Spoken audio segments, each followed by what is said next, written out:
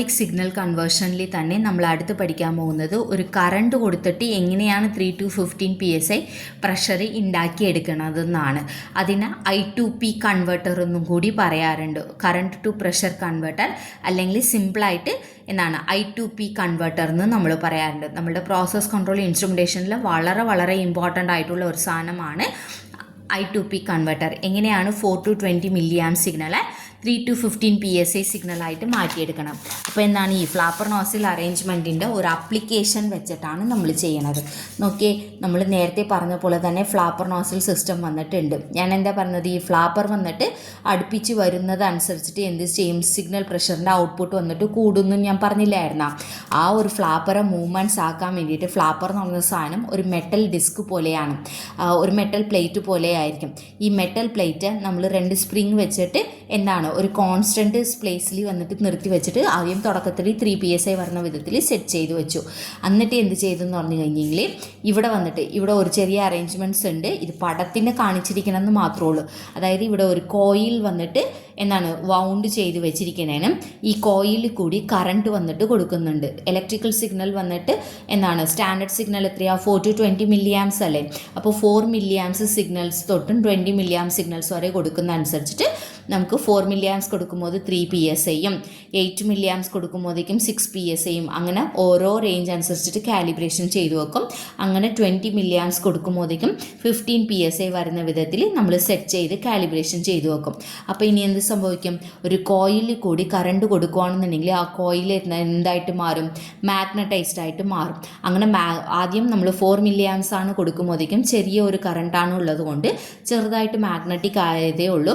ആ സമയത്ത് എന്ത് ചെയ്യും, ഫ്ലാപ്പർക്കും ഈ നോസിലും ഇടയിലുള്ള ഗ്യാപ്പ് കൂടുതലായിരിക്കും. അപ്പോൾ എന്ത് സംഭവിക്കും, കൂടുതലാകുന്ന സമയത്ത് ഇവിടെ അയച്ചു കൊടുക്കുന്ന 20 PSI എയർ വന്നിട്ട് എന്താകും, കൂടുതലും ഇതിലെ കൂടി പുറത്തോട്ട് എസ്കേപ്പ് ആയി പോകും. ബാക്ക് പ്രഷറിൻ്റെ അളവ് 3 PSI വരുന്ന വിധത്തിൽ നമ്മൾ ആദ്യം സ്റ്റാർട്ടിങ്ങിൽ ഡിസ്റ്റൻസ് സെറ്റ് ചെയ്ത് വെച്ചു. എന്നിട്ട് ഇനി പതുക്കെ കറണ്ടിൻ്റെ അളവ് കൂടുതലാക്കണേനും ഇത് 4 milliamps കഴിഞ്ഞിട്ട് ഇനി ഇപ്പോൾ 8 milliamps കൊടുക്കുന്നുണ്ടെന്ന് വിചാരിച്ചു.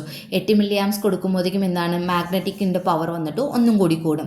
അപ്പോൾ ഈ ഫ്ലാപ്പറെ പിടിച്ചിട്ട് അടുത്ത് ഒന്നും കൂടി അട്രാക്ഷൻ ചെയ്യുമ്പോൾ എന്ത് സംഭവിക്കും, ഇവിടെ ഡിസ്റ്റൻസ് വന്നിട്ട് കുറയും. ഡിസ്റ്റൻസ് കുറയുമ്പോഴേക്കും ഇവിടെ കൂടി പോകുന്ന എയർ പ്രഷറിൻ്റെ അളവ് പുറത്തേക്ക് പോകുന്നത് കുറഞ്ഞിട്ട് ബാക്ക് പ്രഷർ കൂടും.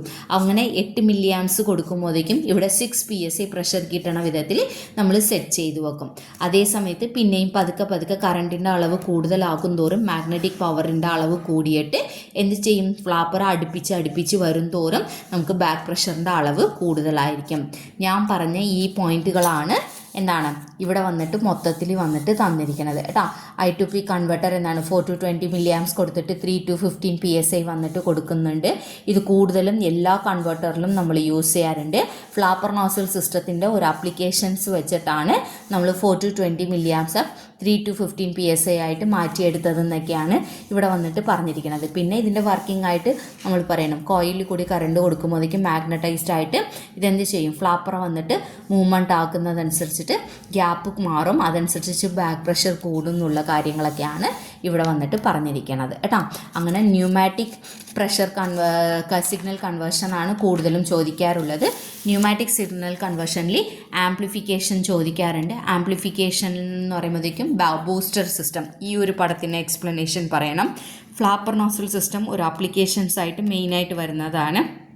അപ്പോൾ അതിൻ്റെ പടം എന്ന് പറയുമ്പോഴത്തേക്കും ഇത് എക്സ്പ്ലെയിൻ ചെയ്യണം. ഇതിൻ്റെ ഒരു ആപ്ലിക്കേഷൻ, ഇത് യൂസ് ചെയ്തിട്ടുള്ള ഒരു ആപ്ലിക്കേഷനാണ് I2P കൺവേർട്ടർ.